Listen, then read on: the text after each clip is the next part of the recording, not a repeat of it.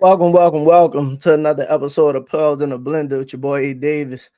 I'm here to coming today on this beautiful Sunday. Sorry for those Saints fans, you know what I mean? It was not a good day for the starting offense, in my opinion. But we ain't here to talk about the Saints. We here to talk about the Pels, but it's looking like it's gonna be a rough season. But the beauty in that is they do still have their picks and they can go ahead and acquire some talent. But what I kind of want to discuss today is so when we left off with the end of last season and now that the schedule is out, we kind of have an idea of, like, for the most part, what the roster looks like. We have an idea of what the coaching staff looks like, what the front office looks like.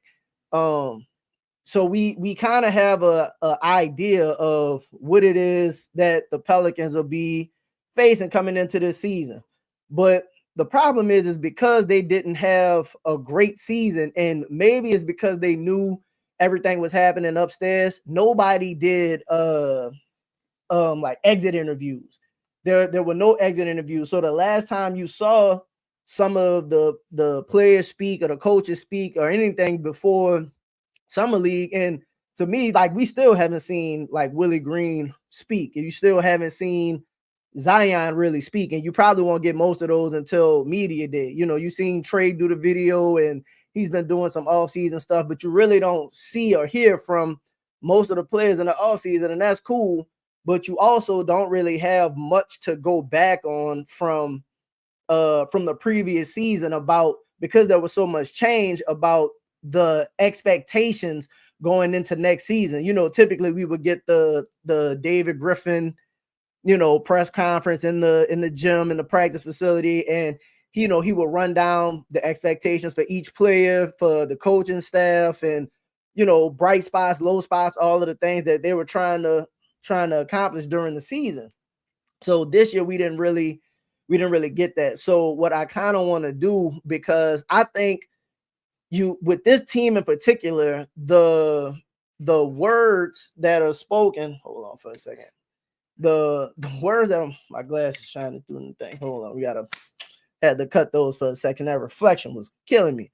But the words that are spoken, like, by the players and coaching staff, Joe Dumars, everything has meaning, especially with this team. Like, you have to a degree, read between the lines sometimes to really get the meaning of what the players are trying to say. And in the previous shows that I've done with Jared, who's talked to players, Chris Conner, who's, like, a lot of these dudes talk to players, have talked to the coach, like, kind of been around and know that, like, they can tell you something without telling you something. So a couple of things that I want to go over and look at, and we're going to look at some of these videos. There's four of them that I really want to play. One is the Trey Murphy, and we'll kind of start with that. The Trey Murphy, essentially that was like his exit interview. It was the last game of the season. He had just hurt the shoulder, got the shoulder in the sling, and they was kind of asking Trey how he felt about the season and stuff like that. And I think Trey gave some solid gems as to, like, his mindset and what it was he had, felt like he accomplished during the season, but also at the same time, like, the season was a lost season. So let me go ahead and get that queued up, ready to go. And we'll start with that one first. Hold on for a second. Surgery and where you're at right now. I'm good. Yeah, I'm good. I'm progressing along well. About to come up on 3 weeks post-op, so just one step at a time. Yeah.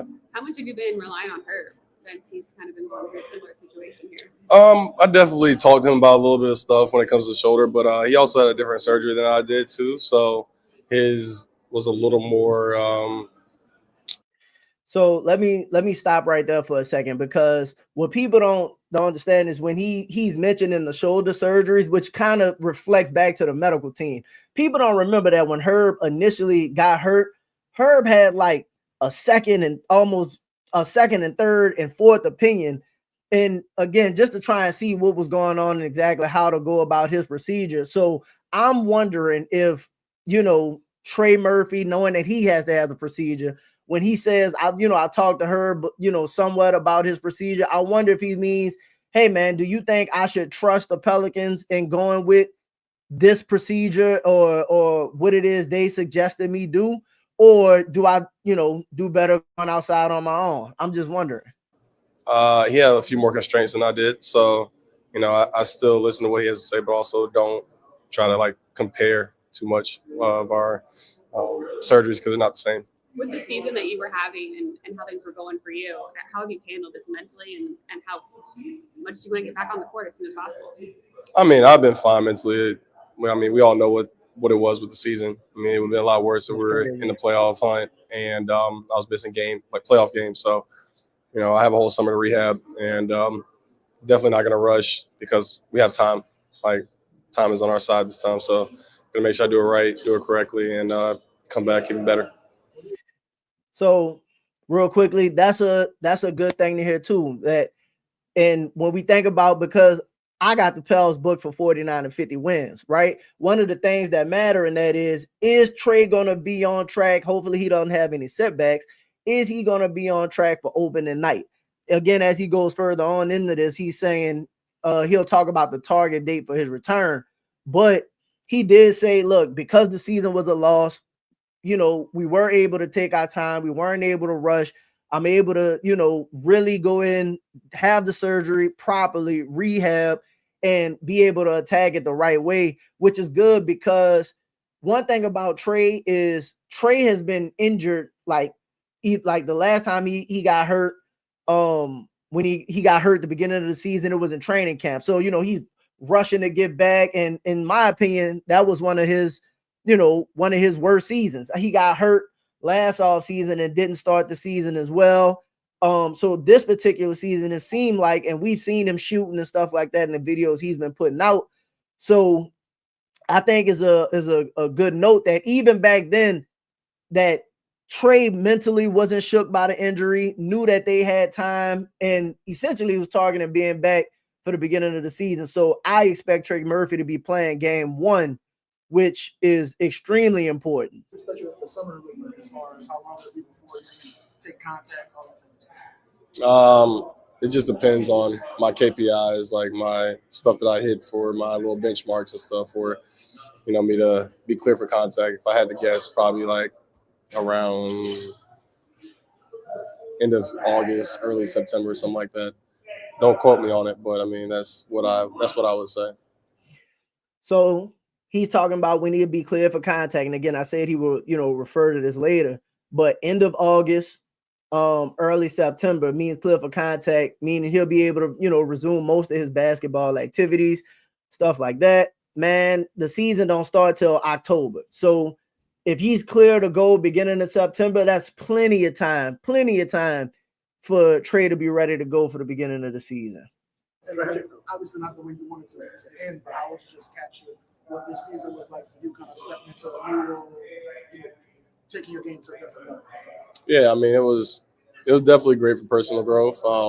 And then they still don't like losing, and that was definitely tough for me, and as well as my teammates. But I definitely think we grew as a team, and then personally, I was able to grow as a leader. That was the biggest thing, was that I was able to step into a more of a leadership role because people were looking at me as the guy to, tell them what they need to hear. And that was one of the first times I was able to really do that and felt like I had the authority to say that. So, felt pretty good about it. I'm not going to keep pausing, but again, that's a pretty important statement in my opinion, because last season, and we've been asking this question about Trey Murphy's growth, not just with his game, but can he take the next step? Because essentially Trey Murphy at this point, we don't know what happens with Jordan Poole, but Trey Murphy is kind of like your number 2. Dejounte is out. Jordan Poole's a new player. Trey Murphy's the second loudest voice, in my opinion. I mean, I guess you could say, right next to Herb, maybe. But Trey Murphy saying that last season, yeah, we did a lot of losing, but I was able to, take more of a leadership role, grab more of the authority of the team and the offense and stuff like that. I think is great coming into this season. I don't think we, like, when you when you lose the way that this team lost last year, it's a real reality check. It's extremely humbling. And yes, we get on this team because they might not perform to the expectations we have. But if you really check their record, man, like over the last couple years, they've been steady progressing. They went from 36 to 42 to 49 wins. And they were expecting to be, before all of the injuries, they were expecting to be a playoff contending team in the West last season before everything happened.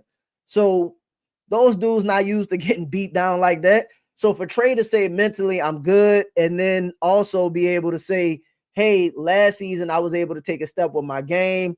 Like I kind of had the authority to say more of what needs to be said. I think you'll see this team moving forward start to take shape behind Zion and Trey Murphy and Herb Jones moving forward, as opposed to, before it was probably BI and CJ and maybe even JV to a degree with them being vets. We told you before the season that it was going to turn out like this. What would you have thought about that? What exactly? I mean, just with all the injuries and the losses. Just everything's done. I mean, obviously not great. We've dealt with the injury bug, but this obviously was the strongest one. So, it sucks, especially with a team so talented. And we had 6 or 7 top 100 guys in the league. Like, only other team that had the same amount was the Celtics. So, and we never really got to see that full group at its full potential. So, sucks, but, it is what it is. It's life. It's basketball. Things happen like that. And just got to move on, flip the next page of the chapter. Okay, I don't want to bring up bad memories, but can you kind of describe what went through your mind the day you got injured during that game? Did you know it was going to be this severe? That it was going to be, Talking about. I mean, first off, my injury, shoulder man. was dislocated. So first I was trying to get it back into place. I tried doing that first. Well, I didn't do it first. And then once that happened, like I started regaining feeling and stuff like that. And I was like, all right, maybe I might not be as bad as I thought. But then when Doc was having this conversation when Dr. Montgomery was having this conversation with the MRI techs and stuff like that, it was a long conversation. I had a feeling it was going to be a lot longer process than what I hoped for. So, it is what it is. Like, it already happened, so all I can do now is just get better and take a step forward. How would you assess the season how would you assess Willie's job this season, handling all the adversity? It's a tough job to be in. I mean, you want to coach all the guys that you have on the roster. So, you're preparing for an offense or a defense with guys that you are like, all right, this is what they do at their best. Like, this is what they do, is how they can maximize their potential, and you're not able to really coach that because they're not on the floor. So, it's a tough job, and I feel like he tried to handle it as best as he could. I mean, if you put anybody in that situation, it's going to be tough. So, imagine bringing. I'm glad they kind of cut it off right there, because I kind of want to go to the next video. There's a lot that Trey Murphy said, but I think the last thing he was talking about was, should Willie Green have, got a break for how bad the season was going, and what does he think? And he was saying, based on the injuries and stuff like that, he kind of wants to cut Willie some slack based off, what would anybody be able to do in that situation? And to a degree that is true, but the pushback I guess I give somewhat to that is we see coaches, and not saying that Willie had to make the playoffs or anything like that, because that was a unreasonable amount of injuries that the team dealt with. But last season we saw that, like, there were times where there were games that were very winnable, and Willie just would not be able to get certain, just did not have the coaching ability, in my opinion, to get some of those things home, to be able to make some of the corrections that need to be made. With that perfectly, actually, I'm gonna transition to one of the Willie Green interviews. This is one of the games after we got blown out by the Magic. This was like maybe the third or fourth time he had called the team soft. And this one is important because I'm not, again, they were down 30 at the half, and Willie is good for, like, man, we need to play with force and all of that. But this is the second time that I can recall that Willie Green, like, in an interview says, hey, my best player or one of my best players at the time have to figure it out on his own. That part is insane to me. So hold on, let's go ahead and start this and see where we are. Coach, this has been a tough matchup for you over the last couple of years, and just watching the game, it didn't appear that there was any lack of intensity or energy on your part. It was just the defensive effort. Pause right out the gate, because the reporter, first thing he says, this has been a tough Orlando. We're talking about been a tough matchup for you, last couple of years. Is it just me, or do y'all notice that anytime we play Orlando, we do nothing different? We don't try anything different when we play Orlando. Why is that? We don't try any different kind of coverages. Like, obviously, they beating the brakes off you doing whatever it is y'all trying to do. Y'all don't try anything different. Like, is it just me? Like, and I go back and I watch these games. It literally looked the same every time. For the match was very, very impressive in the first half, especially. Yeah, they were extremely aggressive defensively against us. Always. That's that's who they are. They're big. They can switch multiple screens. They're physical.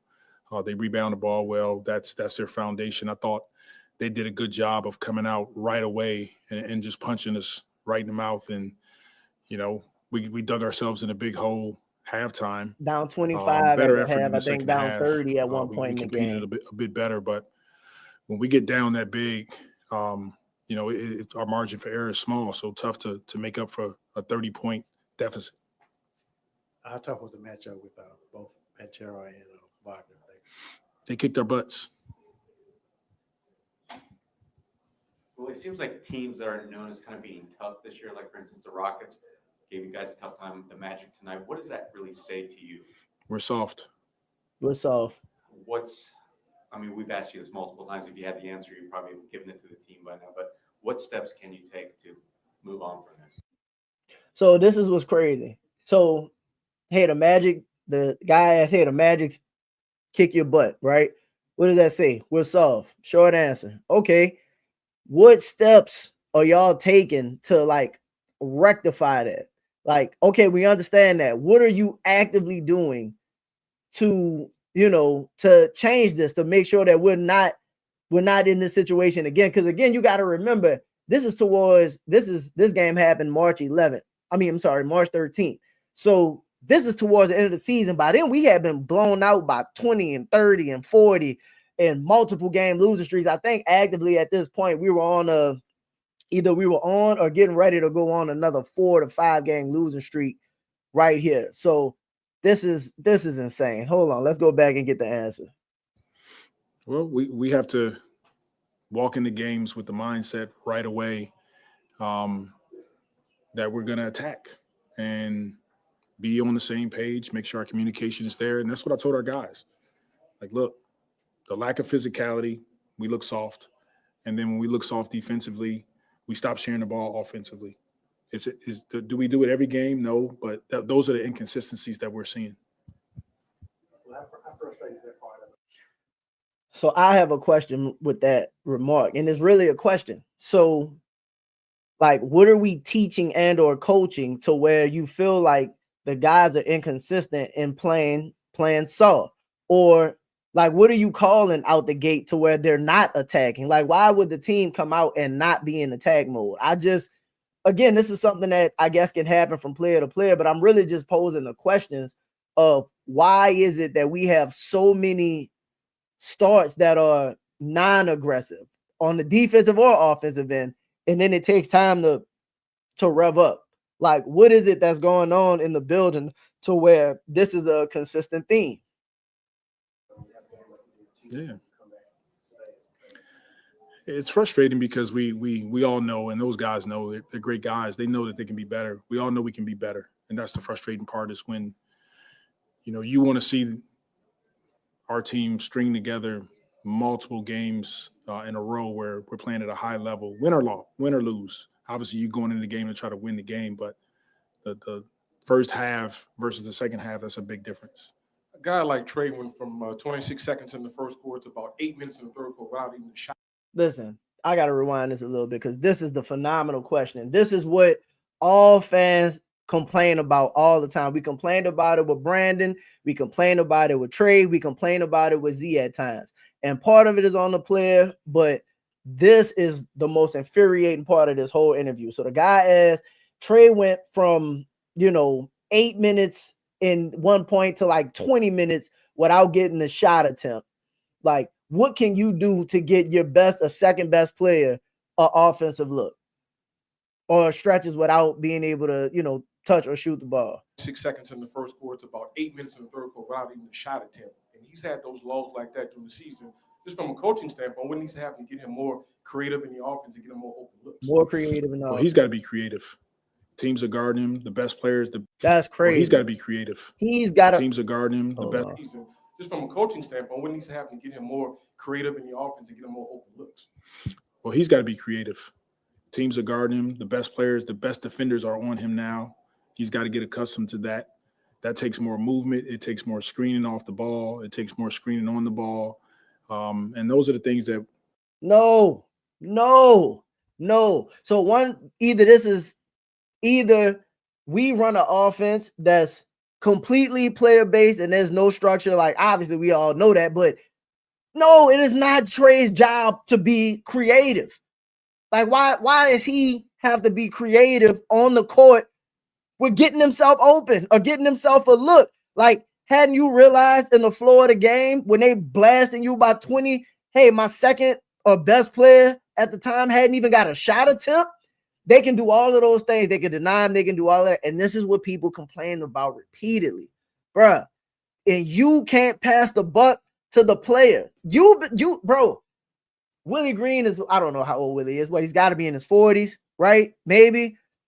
Bro, you played 12 years in the league. Even if you were a veteran on the bench back in your playing days and your star player was going through that type of lull, you as a veteran should be able to give him some kind of tips of what to do when teams are playing him a certain type of way, of how to get open and how to be able to get his offense going so he's not going through those types of lulls or being like blacked out of a game.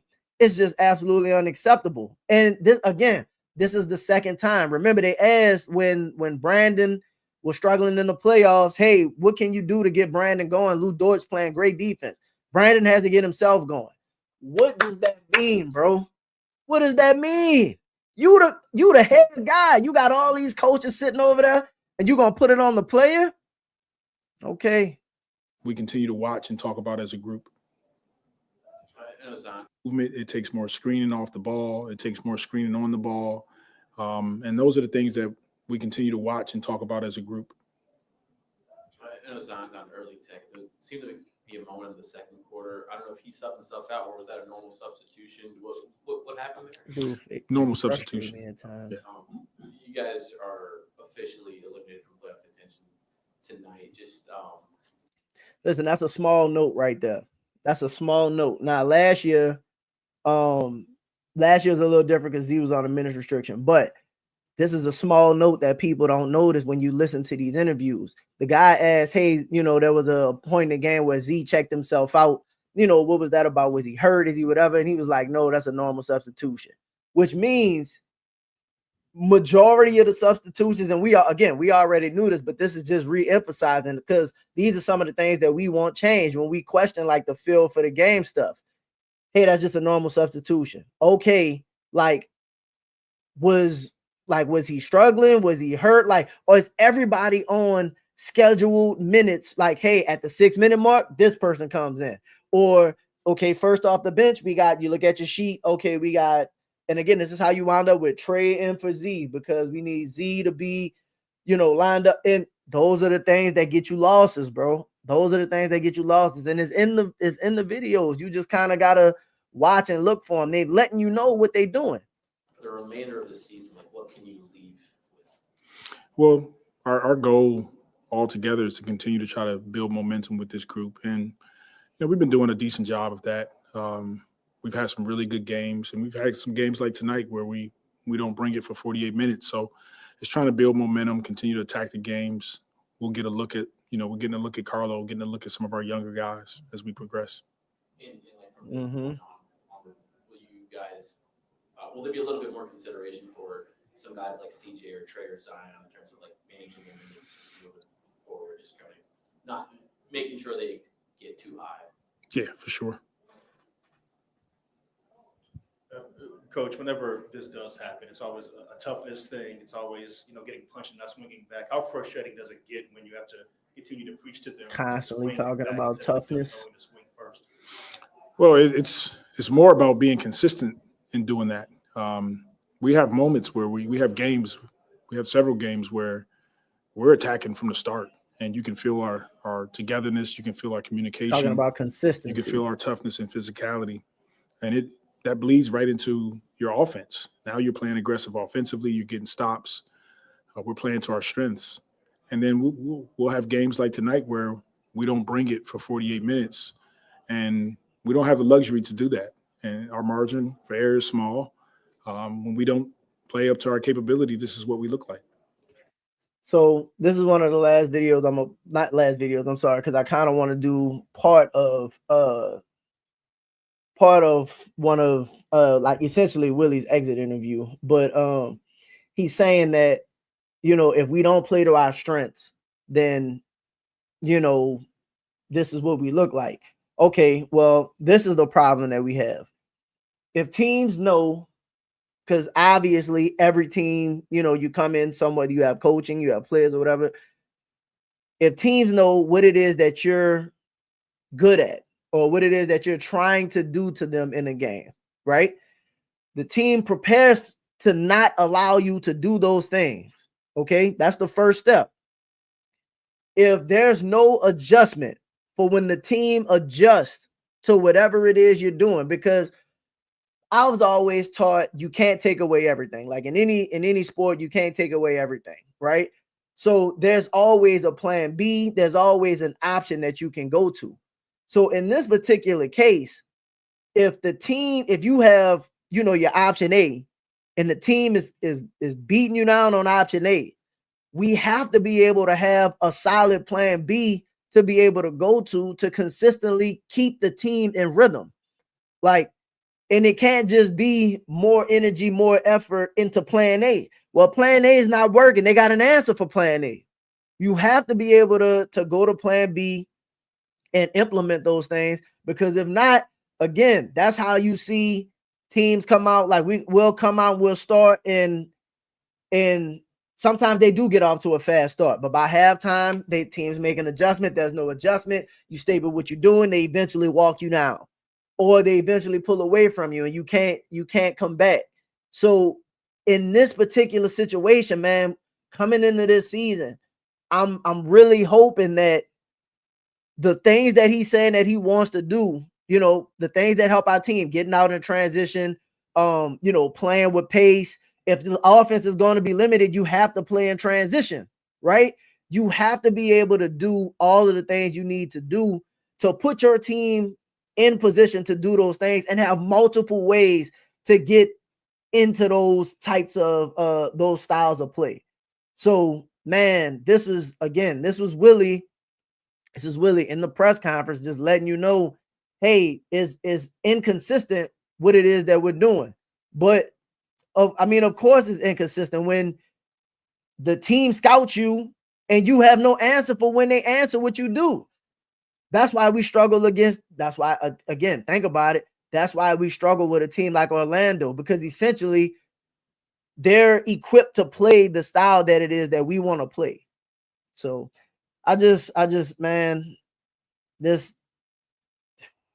is possibly gonna be rough, y'all. It's possibly gonna be rough. Again, I'm all in on the team winning 50 games, but this is these simple things that, again, they're saying in the press conferences. You just have to listen, and you got to pay attention. A lot of people don't really watch them for like the small details, or you're looking for who to blame. And it's not necessarily that I'm trying to put blame on somebody, but the answers are there when you're like, hey, why is Trey not getting a shot from, the second quarter to the third quarter?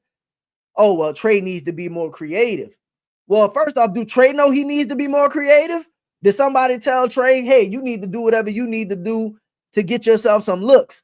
Or is it Trey's running the offense, and when they block him out, he doesn't, not saying he doesn't know, but like, hey man, I'm doing what my coach is telling me. Not it's up to me to go rogue in the offense essentially and do whatever I got to do to give myself a look. But if that's what you're asking me to do, I'll do that. So again, this is essentially the end of the season. And I'm obviously it's 16 minutes long. We're not gonna watch the full 16 minutes, but Willie did give some real insight into what his goals were going into the offseason and what he took away from the season. And I think a lot of that is important. So let's take a look at that. What was your message to the team about the season, about this game? My message to the team and to our staff was, just gratitude. Just starting with that, grateful for everything that they poured into this, everything that our staff poured into this, the character with our whole entire group. It was, even through adversity and challenges this season, I'm extremely blessed that I can come into a building and still have joy going into that building, getting after it every day with this group. It's not the season we wanted. And, we're all disappointed, and we'll take some time to reflect and, see how we can be better, honestly, how we can improve. But I'm really grateful for the opportunity and grateful to get after it with this group. And Coach, 369 man games, lost to injury, 46 different starting lineups, 25 46 different starting lineups. Have you ever crazy experienced a season like this where you've had so many injuries? I haven't. I just said that to our coaching staff that I've never experienced this many games missed because of injuries, this many losses because of injuries, in terms of losing some of our players like we have. And that's the challenging part. That's the adversity that we faced all year. I know you haven't had the part that's crazy about the injuries, and I think I'm gonna do an episode at some point about the injuries and stuff like that. Like, a lot of the injuries were freak injuries. Like Dejounte's hand, freak injury. Dejounte's Achilles, freak injury. Herb's shoulder, freak injury. What it was CJ's lung. You know what I mean? I think CJ had a lung injury or something like that kept him out for a while. Trey's shoulder, like a couple of the things that happened this particular season, was just kind of, say, bro, it wasn't, other than Zion, with the early hamstring and stuff like that, which was avoidable possibly if you come in better condition. But other than that, bro, like, you do feel a little bit for him because this level of injury was just ridiculous. Brandon sat out the rest of the season with the ankle, but I mean, Brandon was trying to get his money, so and he probably really was hurt. Has to assess the season yet, but I mean, do you have like a quick just thoughts on how you did as a coach this season? How you think you did? I didn't do great. I have to take full ownership in where we are right now as a team. Full ownership. I don't know how much I'm gonna go into that, but I'll go back and reflect. And I was beating myself up every game, trying to figure out how to get us competing and playing at the highest level that we can play. And we failed. I failed, and I know that failure is a part of success. And so with the failure, this will be time that I take and reflect and see where we can improve. I mean, so here's the question that I have based on that, because the past couple seasons, Willie has been on a steady trajectory of improvement, regardless of what the team has faced. They've been injured before, but again, 36, 42, 49, regardless of whatever you say, they have been improving record-wise, and the wins matter. The wins matter. With this type of injury, and he's saying, I was looking at the season and I'm trying everything I can.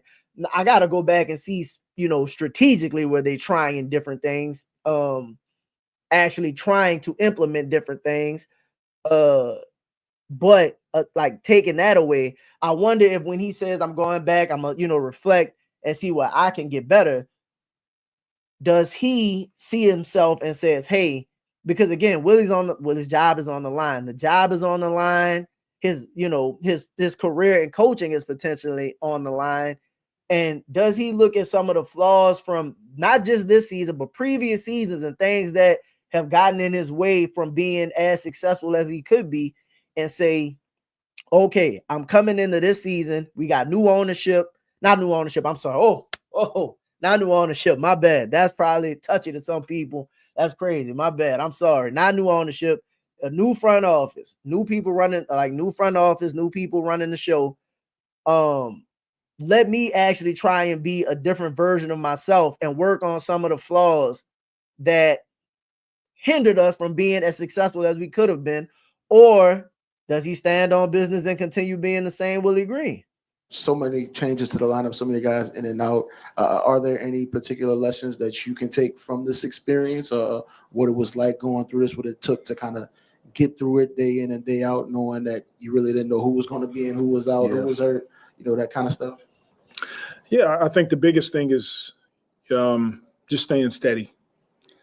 Sometimes you're going to get hit with some storms. Sometimes you get hit with things that you can't control. And it's easy to lash out at people and, to start behaving in a way that nobody wants to be around you. But I thought our entire group tried to stay as steady as we could and try to stay on course. And again, we didn't have the season that we wanted to have, but there's also some positives that we're going to take from this.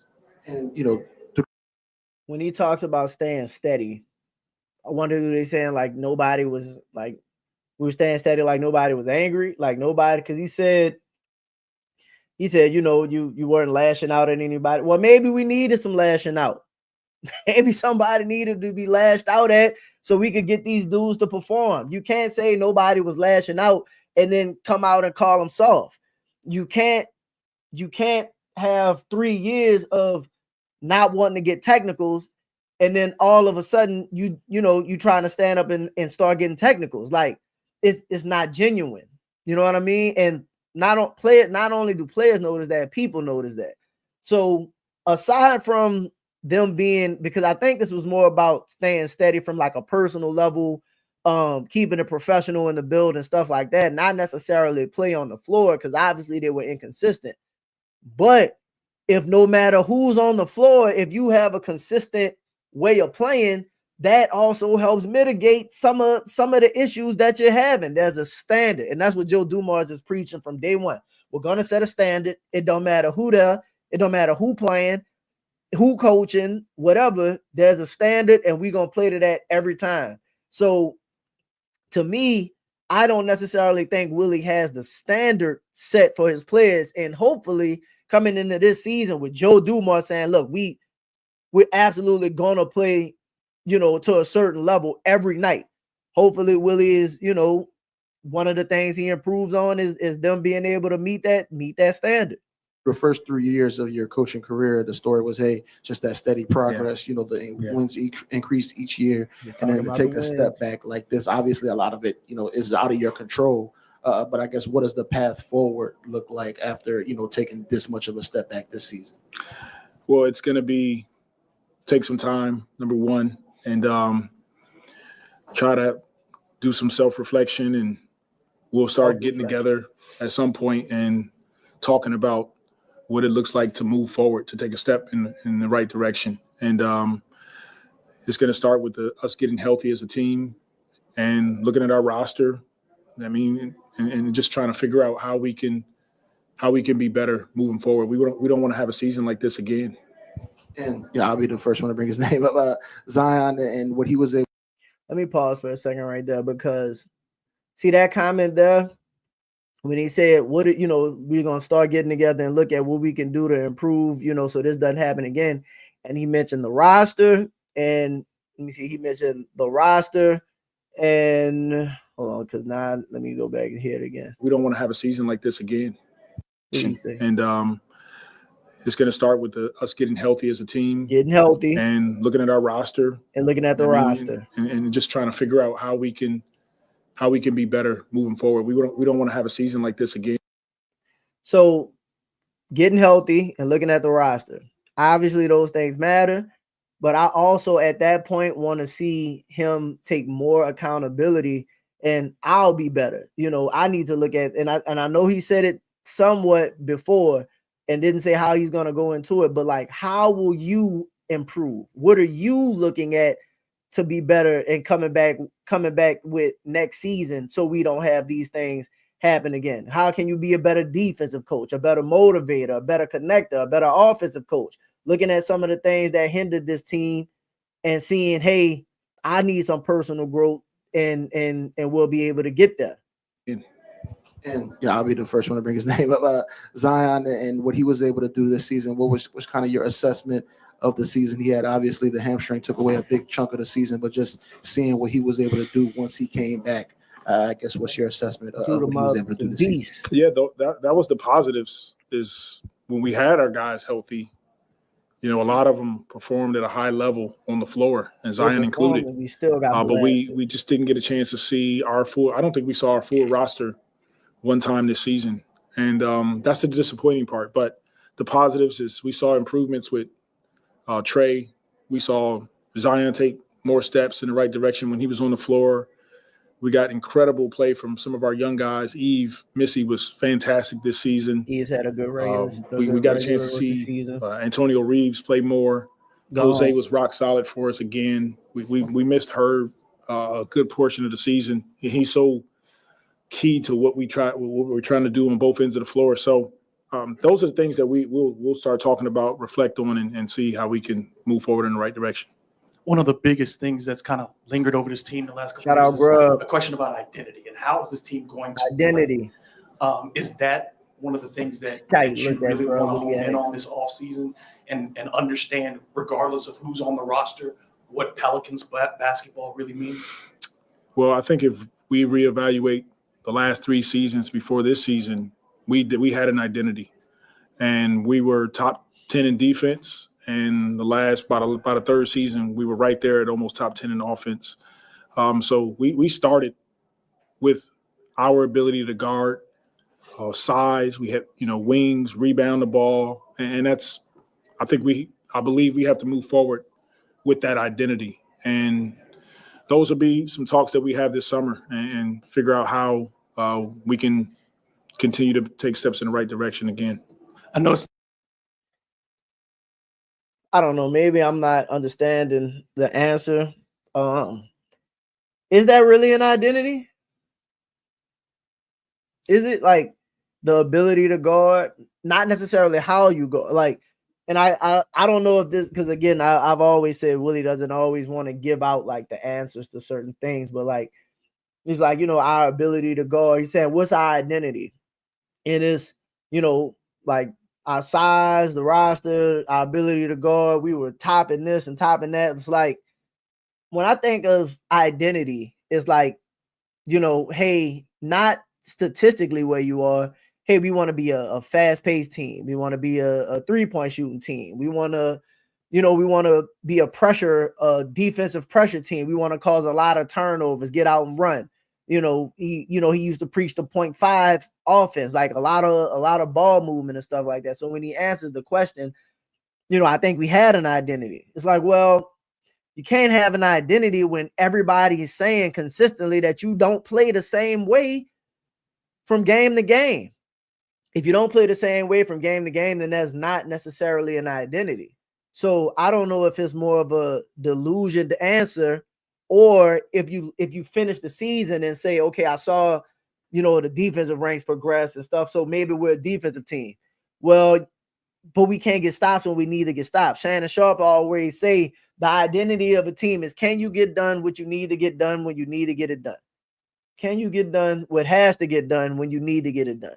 So if you're going to consider yourself a defensive team, do you get stops when you need to get stops? No. If you consider yourself a transition or, a pace team, are you one of the fastest teams in the league? No.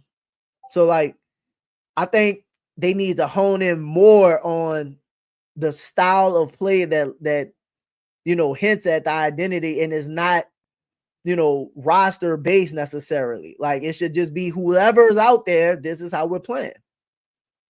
not something where you want to put it on the players who came in, but a big part of the defense, you lost a lot of your top defenders in the offseason. Shout out Grub. Do you think great maybe question. there was an underestimation of what their loss on the defensive end would be for the total roster? Well, I think it was a combination of losing some of those key guys and then not having our full roster on the floor. And that's just that. You know, we didn't get a chance to look at everyone healthy at the same time. And then we could have truly assessed and evaluated, you know, are we a good defensive team or not? But those are the areas that I would leave the arena and really, you know, kind of get on myself about, is how to be better defensively, how to rebound the ball, no matter who steps on the floor. And that's the challenge of it. That's the area that we can get better. When you have this kind of frustrating season, does it put a strain on the relationship with the front office, or is it still strong? Do you feel like going into this offseason, you know where you stand in the organization, or is that something to be determined? Right now, it's, you know, it wasn't a strain at all. But, you know, when you go through challenging seasons, it's a challenge for everybody, not just me. It's a challenge for everybody that's involved. Mm-hmm. And for me, I have compassion for all of us. All of us felt that. Everybody tried to do their job and do their part to help this team be better. And, you know, we didn't get there this season. You mentioned, obviously, some of the tough parts of this year. For you, is there any one moment that stands out? And then who did you turn to maybe like in those moments to like try to stay level-headed like you mentioned? No, it's not one moment that stood out more than any other moment. It just collectively as a whole, the challenges started from the first, even before the first game, training camp, losing Trey and then Dejounte, and it kind of, you know, steamrolled from there. But I turned to who I always turn to. Number one is God. Just stay, you know, continuously praying about how to lead in the right direction, how to be a servant leader, my family, and I have some mentors that I talk to as you navigate through this. And I guess his question, do you have any worries or concerns about job security going into this offseason? Before they go into asking him about job security and stuff, obviously, you know, he's secure now. We know that. And he's, you know, saying it wasn't a strain on the front office, but he's talking about, you know, mentorship and leadership. And, you know, he leans on whoever, you know, the people that he has in his life. I just wonder who those people are and what kind of advice they give Willie. So an example, I don't know this for sure, but let's just say hypothetically that Monty Williams is one of his role models, right? You know, I don't want to say role models. I'm sorry, that's the wrong word. One of his mentors, somebody he leans on. Obviously, you know, from the playoff series against them, it was a very emotional loss for them, and you know, Monty comforted him at the end of that series and stuff like that. But I wonder if when he talks to Monty, are you talking to Monty about like, hey, how do I manage this? How do I stay myself in this? How do I deal with front office? Like those type of things. Or are you calling somebody and strategically saying, hey man, what can I do with this team to change some things up and we win? Like, what should I try? Strategically, what can I do? Or are you, you know, leaning on your own wisdom in that way? Because again, the reason I ask is because people say that the coaching staff gives suggestions on things that you may ignore. So if you're ignoring those suggestions, I wonder, I would imagine that some of his mentors, you know, the people that help him through some of his tough times are other coaches. Like I can't imagine that they wouldn't, you know, talk basketball. And, you know, sometimes you talk life and stuff like that, but man, how can I turn my team around? What tips do you have? What things do you think we should be implementing here that'll turn this thing around? I always wonder if those are some of the things that when he's having these conversations and he's reflecting, if he gets those tips and also if he's using them, because you don't really see them do different things from game to game. Well, you see them do different things, but you don't see them make any adjustments and stuff like that. there's always pressure in these positions, no matter who you are. I mean, you guys are looking around the league. There's coaches that have won championships and they're not there anymore. Mike and Malone. so that's always going to be there. And that's why we get into this. We get into this for the pressure of it, the competitiveness of it. We know that these jobs are volatile. I haven't had any discussion, any talks yet on what that looks like for me. And so I don't know if worry is the right word to use, but you know, you always want to go out and do your best because you can be replaced. And so it's one of the reasons that, you know, I continue to approach it with gratitude. Every time you get an opportunity to walk into an NBA building and be a part of the NBA team, it's a true blessing. And there's always a certain level of pressure that comes with being a coach in the NBA. But does it feel like different in the coaching community now with what's happened in Denver recently, what happened in Memphis with seeing guys, you know, with teams that are that good losing their job this late in the season? Yeah, I mean, I don't know what happens with every organization and why they come to those decisions, but I do know there's more. It feels like there's more eyeballs on sports in general. There's more, you know, social media platform allows for more access to fans. You know, we've added the gambling piece to it. And so with all that, yeah, it's definitely been a position that is a vulnerable position. Like you can be replaced, but I think it's even more now with all the eyeballs on the game. Well, when it comes to evaluating you, how important do you feel like it is for them to not just look at this season, but also look at those 49? The body of work. I think that's important. You know, you try to look at the body of work. But I didn't give myself this job, and I had to be chosen for this position, and I'm grateful to be chosen. And like I said, I haven't had any talks, so this is just me answering you guys' questions. But I'm looking forward to the next challenge ahead. Well, you talked about how you beat yourself up after a lot of games, right? Trying to figure it out. Yeah. What did you learn about the season during those times? Like I said it before, the biggest thing is to try to stay steady and go back to, just continue to teach. Pick a few concepts every day, but be the same that I was if we won, and if we lose, I'm the same. I'm trying to be pretty much the same person every day. So our group understands who I am. And yeah, there's some days I'm a little bit more amped up, some days that I might be a little bit more calm, but for the most part, just try to stay steady, try to teach, try to help this group grow. And that's pretty much the recipe. Do you feel like this season helped you become a better coach? Absolutely. And I say that, and I'm going to go evaluate and look at myself in the mirror and see where I can be better. But absolutely, I feel like it's going to help me in the long run. Yeah. To that note, just from when you started as a first-year head coach to now, where do you feel like you've made the most strides and you've grown the most? I feel like I'm making strides, across the board, but across the board, going through some difficult seasons, it definitely makes you stronger.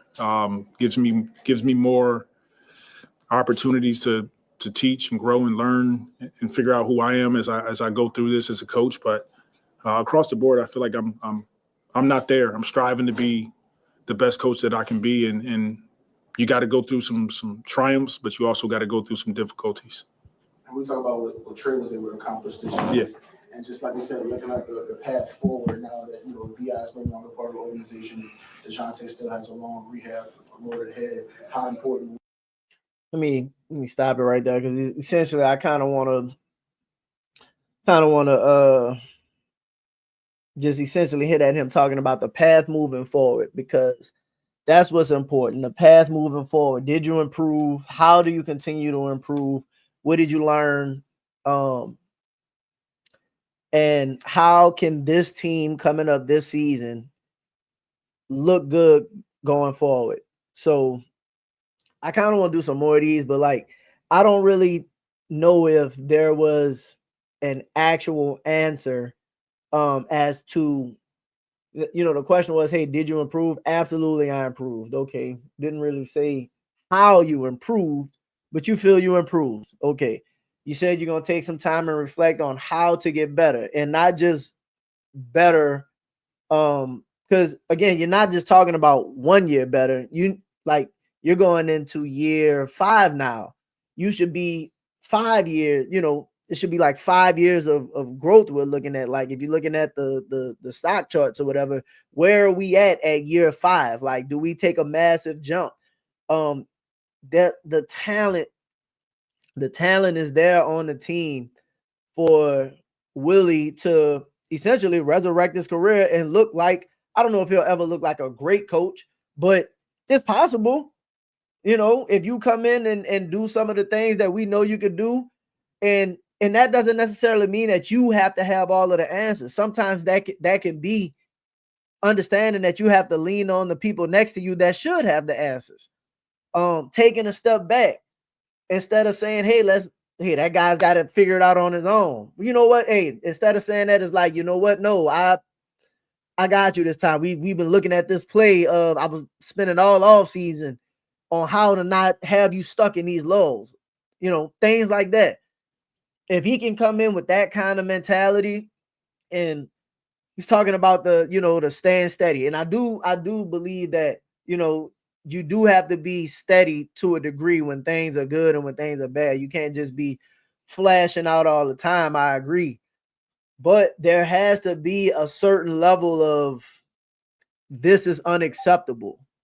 You know what I mean? Like, when you go through certain streaks of losing, and losing happens, don't get me wrong. People lose 2 in a row, 3 in a row, 4 in a row, something like that. But Willie has some of the we've done the numbers and all of that before, some of the longest losing streaks in Pelicans history. And I think some of that is because you are a little too steady, bro. Like, if you could just, like, I ain't saying you got to flash out and go Bob Knight, but you got to be able to have your guys know, hey, bro, we not going for this. Like, playing that way after 1 game or watching them dudes play that way, game 2, you should come in game 2 and be like, nah, that was unacceptable. Like, it shouldn't take 3 or 4 games, 5 games, 6 games, calling them soft 2 and 3 times before we get this rectified. It just shouldn't be that way. So I have some more stuff that I kind of want to do. I got some, I'm not going to do them tonight.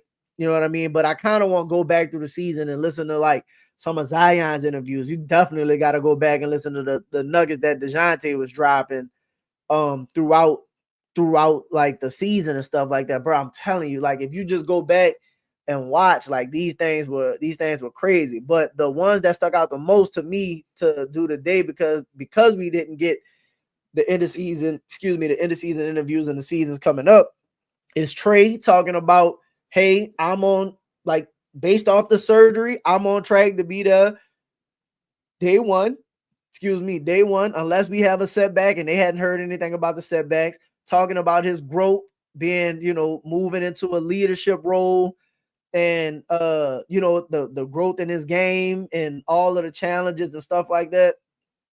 Great for Trey. So, like, Trey even understands, like, Trey gets it. You know what I mean? Trey really gets it. So, like, for people that have, like, big expectations for Trey Murphy, like, is rightfully so. You can tell when you listen to him talk that he understands what's going on, like, keeping the mental right. He's already been challenged a bunch of different ways, and how he can, step into this new space coming into this team. And Willie, again, I picked the Orlando game before because I just wanted to point out that there's been multiple times of, in my opinion, Willie Green kind of passing a buck when that's not really what you're supposed to do as a coach. You're like, you're the head of the snake. You know what I mean? Like, if anything, like, if anybody takes accountability, is you. Like, it's up to the players to take accountability for themselves. Yes. But I'm not throwing my players under the bus and being like, oh, he's got to figure it out on his own. Like, yes, they know that they have growth and stuff like that. But even if they're not doing what they're supposed to, you're supposed to be the shield for them in the media, in my opinion. Especially when it's basketball related stuff. So that's why we played the Orlando thing. And, you know, we played Willie's last press conference from the season, and you know, him talking about his growth and stuff like that, and just hopefully looking forward, man, he can do some real, because he says I'm going to do some real self-reflection. I think I've improved. And he didn't technically say, because that's really what I'm looking for, what it is that you're trying to improve. You know, when they asked about, you know, Grubb asked about, hey, what's the identity? You know, you gave us stats. You didn't give us necessarily a style of play. Can we get a style of play to more define the identity? Not roster based, but literally whoever's there, we're going to play a certain type of way so you can emphasize and, you know, emphasize this is what we do. You talked about teaching. Yeah, well, teach these guys the style of play to what it is that we need to do to be most effective no matter who's on the court. They know exactly what it is we're doing. Like, there's no reason for this team, if you're doing this teaching, to be this bad at screening, right? Like, I understand that, like, you've had this group now for some years. Like, the core pieces of it has been here for a while. Like, we got some new parts now, but like for Zion and Trey and Herb to not be, you know, better rebounders, like, are you really emphasizing it? So again, man, I got high hopes for the season, and I think these guys are capable of being really, really good. I think they got a chance of making a top 6 seed. Talent is there, 50 wins, something like that. They can make a move that, like, they got young pieces and the young guys don't know any better. So Willie has to improve for sure for this team to go well. And if he does the reflection that he says he's doing, you know, leaning on some of his mentors, maybe actually taking some of that information and implementing it during the season, we might be able to have the successful season that I won't say that most people think we're going to have, because a lot of people don't think we're going to be good. The successful season that I think we're capable of having, at least. So that's going to be all for now, man. Appreciate everybody for tuning in, tapping in. Like, share, subscribe, comment. You know what I mean? Again, I got a bunch of ideas for shows and stuff coming up. I do want to do a couple more about, like, the interviews and stuff like that and kind of break those down. So, again, man, appreciate y'all tuning in, tapping in. Again, like, share, subscribe. I'm E. Davis. Out. Peace.